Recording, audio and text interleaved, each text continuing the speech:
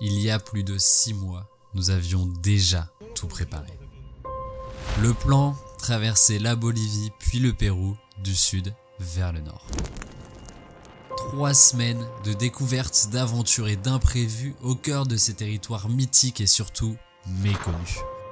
Tout était prêt pour que notre rêve devienne réalité. Mais aux portes de la frontière péruvienne, un obstacle de taille s'est mis sur notre chemin. Blocage total à Cusco, puis l'on doit aller... Des révoltes fortes du peuple péruvien. Alors on a passé des heures, des jours à calculer tous les scénarios possibles et inimaginables pour rentrer au Pérou. Mais en vain. Il a fallu se rendre à l'évidence, le danger était trop grand pour nos vies. À quelques jours de notre entrée prévue sur le territoire, nous avons dû changer nos plans et renoncer au Pérou. J'ai seulement passé une semaine à Lima pour vous faire un reportage sur place et déjà le danger était bien assez présent. Mais nous ne pouvions pas rester sur cet échec. Laisser derrière nous l'Amérique latine sans passer par le Pérou n'était même pas une option. Nous voici 6 mois plus tard. Et coûte que coûte, malgré l'instabilité encore bien présente dans le pays, malgré mon passeport qui n'est plus vraiment valide, bon ça c'est un peu de ma faute, malgré la crise sanitaire décrétée le jour même où nous sommes arrivés, tout est prêt, plus rien ni personne ne nous arrêtera. Installez-vous confortablement et laissez-vous transporter jusqu'au Pérou.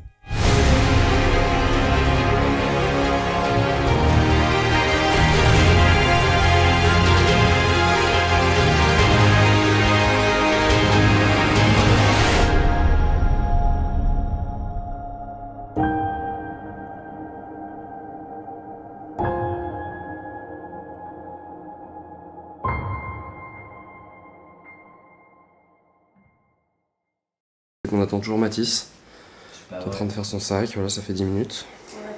C'est pas vrai. C'est un peu vrai. T'as quelque chose à dire pour ta défense, Mathis? Alors pour ma défense, en fait là il faut que je vérifie que j'ai bien le disque dur bleu, parce que si j'avais pas le disque dur bleu, il n'y aurait pas de vidéo, il n'y aurait rien. Ça y est, l'aventure est lancée. Passage obligé, nous atterrissons à Lima, capitale du Pérou. Une ville bondée de monde au bord de l'océan Pacifique. C'est un écureuil. Arrête. Alors j'ai la barre et je confirme, c'est un écureuil.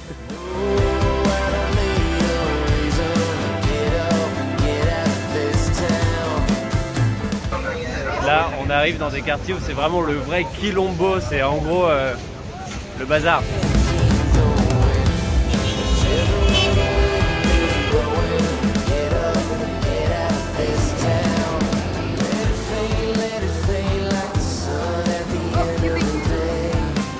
On fait un détour au Mercado Central à Lima, c'est vraiment un quartier total de quilombo. Il y a aussi pas mal de pauvreté, malheureusement.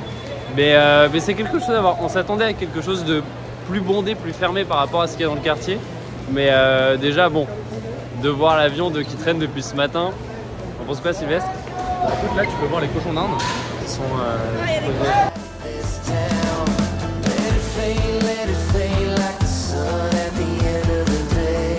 Nous n'avons qu'une journée sur place. Notre objectif est de rallier au plus vite Cusco, le centre du Pérou, capitale antique du pays.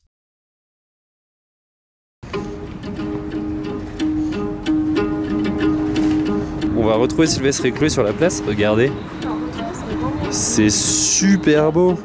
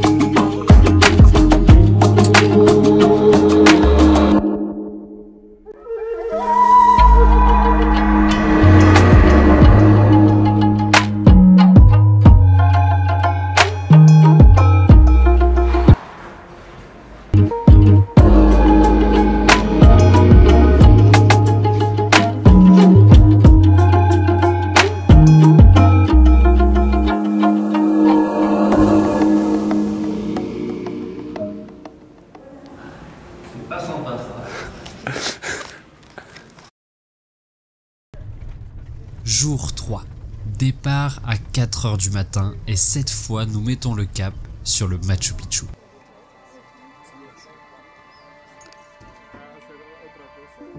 Première étape, rouler 8 heures jusqu'à Hidroelectrica, dernière ville accessible en véhicule. La route devient très vite approximative. Ok, on me dit qu'on n'appelle pas ça des routes. Même après tout ce qu'on a traversé en Bolivie, et on en a traversé, on n'était pas rassuré.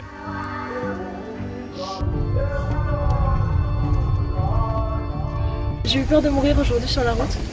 Je pense que j'étais pas toute seule, surtout quand on est parti en marche arrière, qu'il n'y avait pas de goudron et qu'on glissait. Moi j'ai bien aimé l'expression que t'as dit, c'est que ça... Enfin, c'est une route qui te refait croire en tout. qui te convainc de croire en tout ce qui existe. La seule chose à faire, s'accrocher à son siège et faire confiance au chauffeur. C'est à vivre. Mais je me dis tout. Une seule fois, par contre, pas plus. Faut pas prendre le retour. Oh non. Moi, j'ai pas payé pour le retour. On y va en marchant sur la rail de train, on rentre avec le train parce que ça suffit. Mais au moins c'était moins cher. On part maintenant, après manger, direction Aguascalientes. On a 10 km de marche sur les rails du train, donc il va falloir quand même éviter le train. Et voilà, il fait très chaud, il fait très humide, mais ça va être cool. Ça y est, on y est cette fois, on s'inscrit pour aller au Machu Picchu. Plus personne nous arrêtera.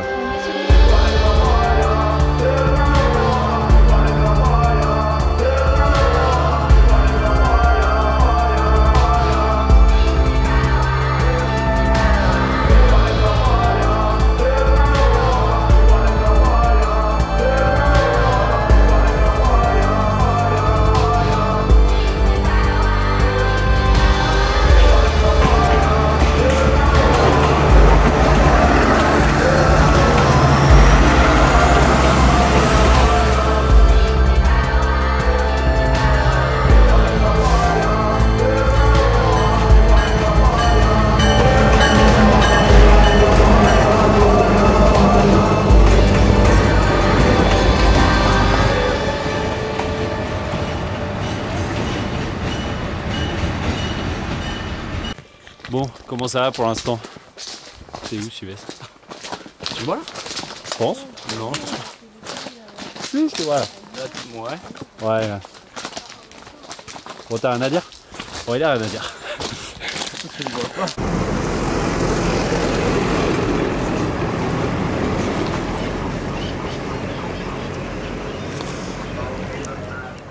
Une fois ces 10 km de marche achevés, nous voici à Aguascalientes, la ville au pied du Machu Picchu. Et demain, Machu Picchu. Je crois que je vais arrêter de filmer aujourd'hui. Bonne nuit. Salut. Bonne nuit. Il y a le mec qui va voir. Il est 4h30 du matin. Ça pique. Clotilde a pris le bon chemin et pas nous. Non, c'est là. Et on part direction le Machu Picchu.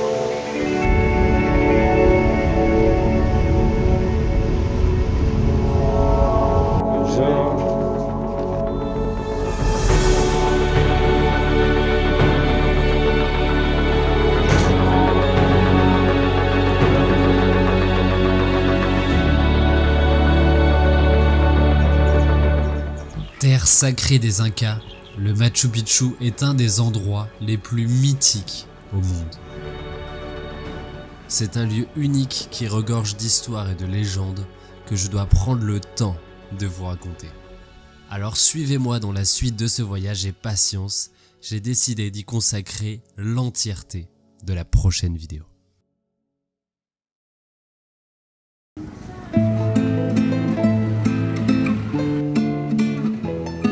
Salut, jour 5 du voyage. Si je ne me trompe pas, on continue notre périple au Pérou. Hier, enfin ce matin surtout, on a pu se remettre de nos 10 km il y a 2 jours, de nos 20 km sur le Machu Picchu. Hier soir, on a pris le train du coup pour aller jusqu'à Ollantaytambo où on est aujourd'hui. On a toute la journée pour visiter la ville, se reposer, se balader tranquillement. Et demain, on a un guide qui nous emmène visiter la vallée sacrée Marasemore, si je me trompe Arequipa et qui nous ramène à Cusco, notre point de départ. On était là où on était il y a 3 jours. Il va falloir qu'on récupère quelques vêtements qu'on a laissés à l'hôtel pour délester nos sacs. Et après, pour l'instant, on n'a rien prévu. Mais le plan, c'est d'aller à Puno, puis au lac Titicaca, puis à Arequipa. Notre seul point de chute, du coup, c'est notre avion à Arequipa, au sud du Pérou, dans une grosse dizaine de jours. Voilà, il va falloir qu'on s'organise pour la suite. Ollantaytambo est situé dans une vallée et dominé de tous les côtés par des constructions incas accrochées à la montagne.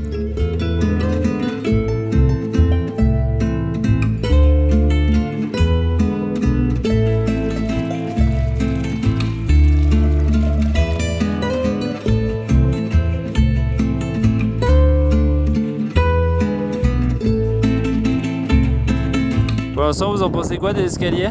Pas des escaliers. C'est des pierres. Reste en bas. Voilà les escaliers. J'en peux plus. Là, si vous les voyez pas, ils sont là.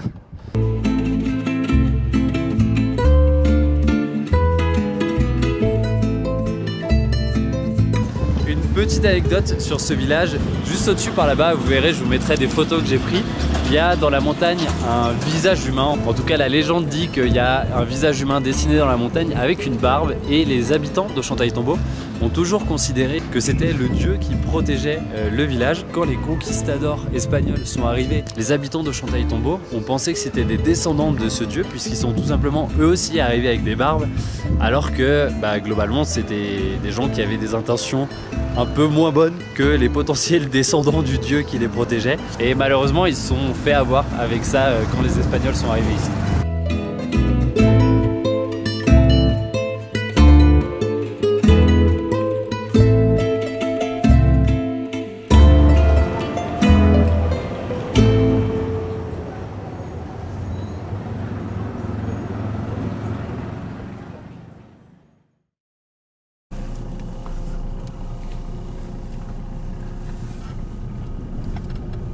On va traverser la rivière Amazonas. Alors, ici, si se parle de manière technique, c'est déjà l'Amazonas. Le pont est sûr.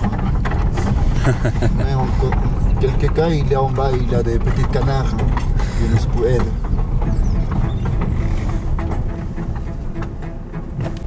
Le lendemain matin, comme prévu, nous nous engageons de nouveau dans les routes sinueuses péruviennes pour remonter jusqu'à Cusco.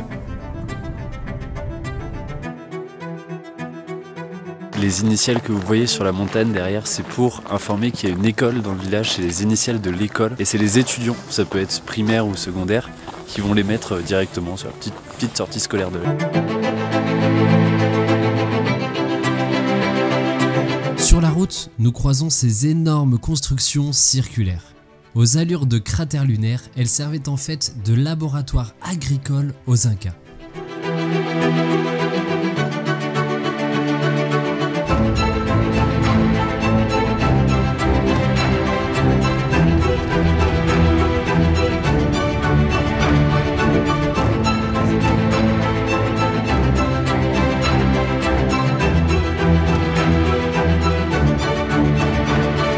Toutes ces salines, ça représente plus de 3800 bassins, c'est énorme. Tous ces salins sont exploités par des familles d'ici. N'importe quelle grosse entreprise qui voudrait arriver à exploiter ce sel ne pourrait pas par la loi. Chaque famille exploite son bassin et la production est quand même gigantesque, puisque chaque bassin que vous voyez derrière moi produise entre 80 et 100 kg de sel chaque mois. Donc c'est gigantesque.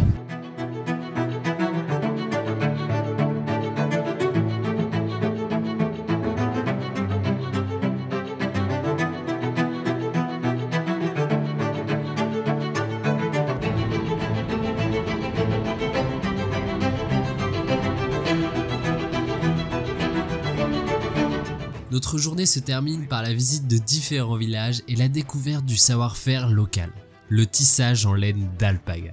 C'est un savoir-faire unique au monde et crucial à l'économie des populations locales.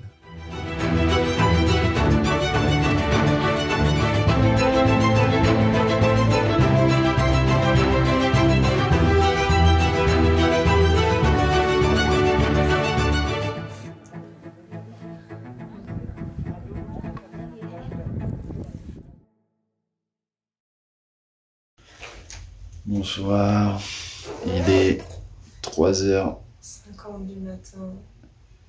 3h50 du matin. Et on part à la montagne des... je sais plus, on part à la montagne des couleurs. C'est la montagne arc-en-ciel. On part à la montagne arc-en-ciel. Oh là là. Bon, laissez-moi vous donner quelques précisions, parce qu'en effet, à enchaîner les journées à se lever tôt, les vlogs matinaux devenaient de plus en plus durs et aléatoires. Nous sommes de retour à Cusco, et nous nous dirigeons vers la montagne arc-en-ciel, ou plus précisément au pied de la montagne, 4900 mètres. Ensuite, il va falloir monter, mais ça, j'étais plus réveillé pour vous l'expliquer.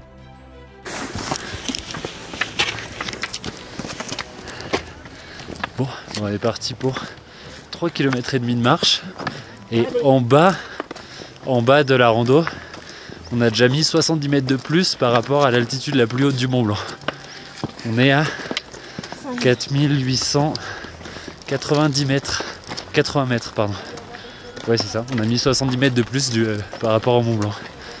Et on arrive à 5200. Du coup, voilà quoi.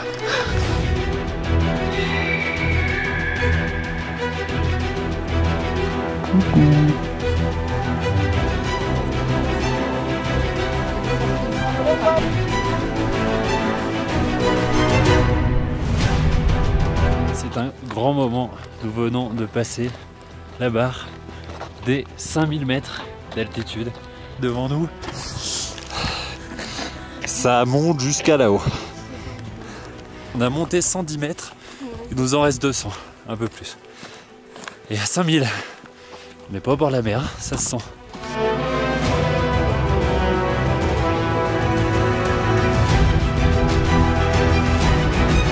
Inspection du jour.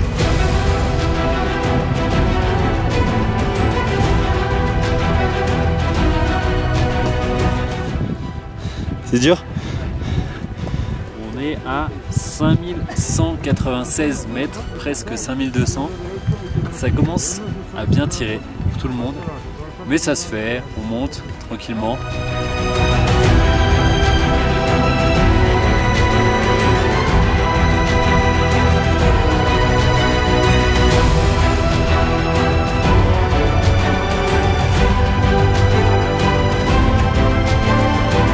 Inspection du jour. On va faire en sorte de pouvoir vérifier un peu plus. Voilà. Voilà, c'est pour mieux, on voit bien. Il y a la montagne, il y a la montagne, il y a la montagne. La montagne rouge, la montagne rouge, la montagne rouge. Tu veux s'en venir la blague, tu veux s'en venir la blague, là, tu veux s'en venir la blague. Clotilde. Et voilà, 5200, même un peu plus, 5300 quasiment. On est au plus haut, presque sur le toit du monde. Ça fait vraiment plaisir, je suis vraiment fier et on est tous arrivés à monter tous les 4 tout en haut du plus haut sommet qu'on a de tout notre voyage au Pérou. Le Pérou, c'est un énorme test d'altitude, de mal des transports parce que les routes sont pourries, de vertige, notamment au Machu Picchu où il n'y a aucune sécurité, de claustrophobie sur le chemin du Huayna Picchu. Et franchement, pour l'instant, pour moi, tous les tests sont validés, donc ça fait vraiment plaisir.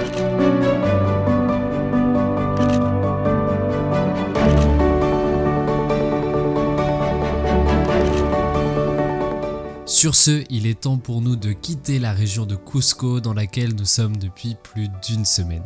Direction Puno, le sud du Pérou, pour découvrir le lac Titicaca, frontière naturelle avec la Bolivie.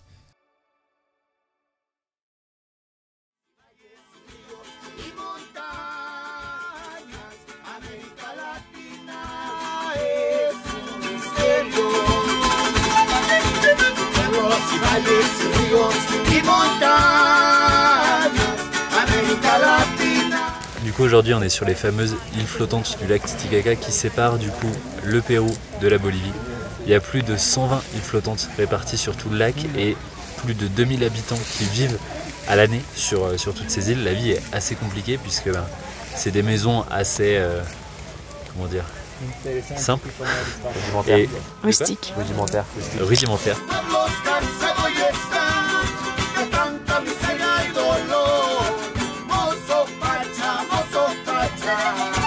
Pachamama.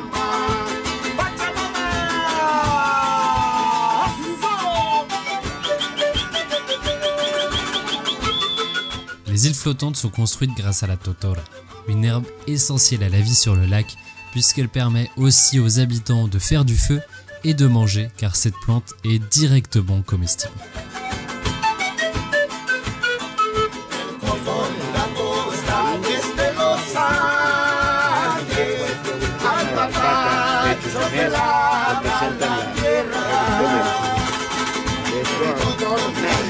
Where the alpaca will represent the oral religion.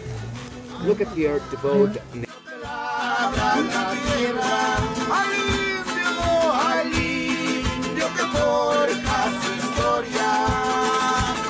Pour construire une île, ils mettent entre 1 an et 1 an et demi et j'étais assez étonné de savoir que les îles comme celle-ci tiennent au maximum 30 à 40 ans. Donc en fait dans une vie ils peuvent faire au minimum ils changent une fois d'île. C'est toute la famille, des grands-parents aux enfants qui travaillent pour faire une nouvelle île quand il faut changer d'île parce que l'île actuelle n'est plus viable. À cause du changement climatique, la totora, cette plante essentielle à la vie sur le lac, peine à pousser. Les habitants sont donc obligés de construire leur logement de plus en plus loin sur le lac, là où la flore arrive encore à se développer.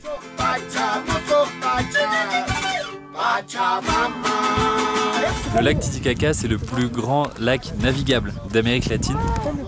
Et alors, c'est le plus haut et le plus grand lac navigable d'Amérique latine et le plus large d'Amérique latine. Voilà, pour les petits records.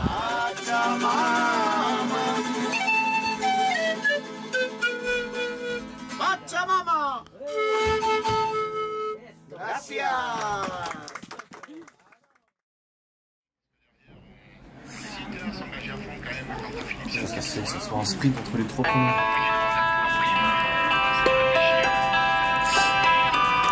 Ouais.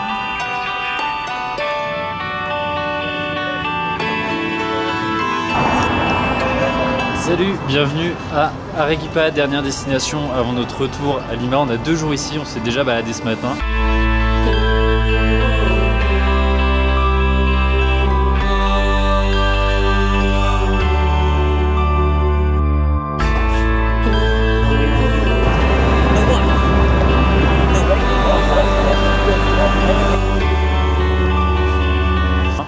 Et on est dans un quartier qui est super chill. Après avoir passé une nuit horrible dans un bus, pour savoir tous les détails, il va falloir regarder 417 livres dans 2 semaines ou 1 mois. Je sais pas quand sortira cette vidéo. C'était vraiment le quartier pile qu'il fallait. Il y a des hamacs partout, des coins pour se poser, donc c'est vraiment cool.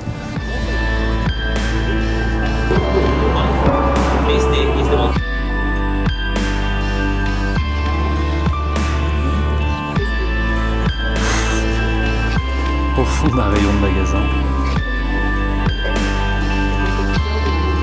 Non.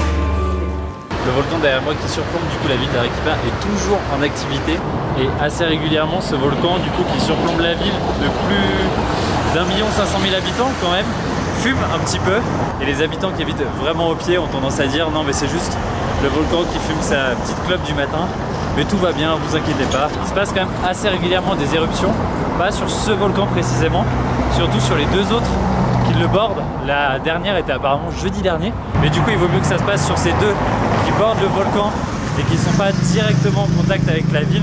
Ça permet de décharger la pression sous terre et de faire en sorte que le volcan qui est directement en contact avec la ville et qui pourrait déverser de la lave sur la ville ne déverse pas de la lave sur la ville. Ah d'accord, Jamy. C'est surtout une zone qui est soumise à énormément d'aléas climatiques, énormément de tremblements de terre, énormément de problèmes à cause des volcans, ici dans les montagnes juste derrière. Et même assez récemment, de 2004-2005, il y a encore beaucoup de quartiers qui ont dû être reconstruits parce qu'ils ont été détruits, soit par des ouragans, soit par le volcan, soit par plein de choses.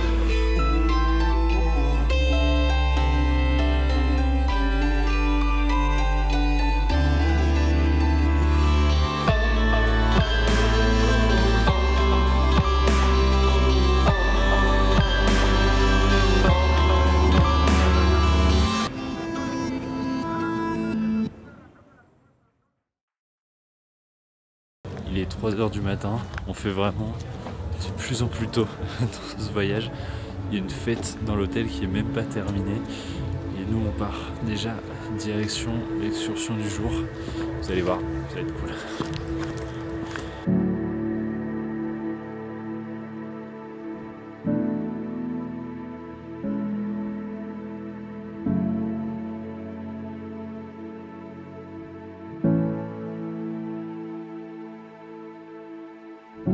Je suis pas sûr là. Bon, on commence par dominer le Colca, la vallée de la Colca. C'est une rivière qui est très vieille, qui a été baptisée il y a très longtemps. Et il y a deux possibilités sur le nom de cette rivière. Le Colca pour les Incas, c'était les récipients dans lesquels ils conservaient tous leurs aliments. Et comme il y a énormément d'agriculture et qu'il y a un climat grâce à la rivière qui est assez sympa pour conserver les aliments, ça aurait été pour ça qu'ils auraient nommé la rivière Colca, comme un frigo géant quoi. Et la deuxième possibilité, c'est que quand les Espagnols sont arrivés, ils auraient mélangé deux noms de peuples qu'ils ont trouvés ici. Un qui commençait par Col et un qui commençait par K. Ça fait Colca. Voilà. Je sais pas si vous vous rappelez, quand je suis allé à Cordoba dans l'Argentine au tout début du voyage de cet été, j'étais allé au Parc au Condor, j'avais été tout seul et j'avais pas vu un seul condor. Bah alors à prendre notre revanche parce que on en a déjà vu plein sur le chemin.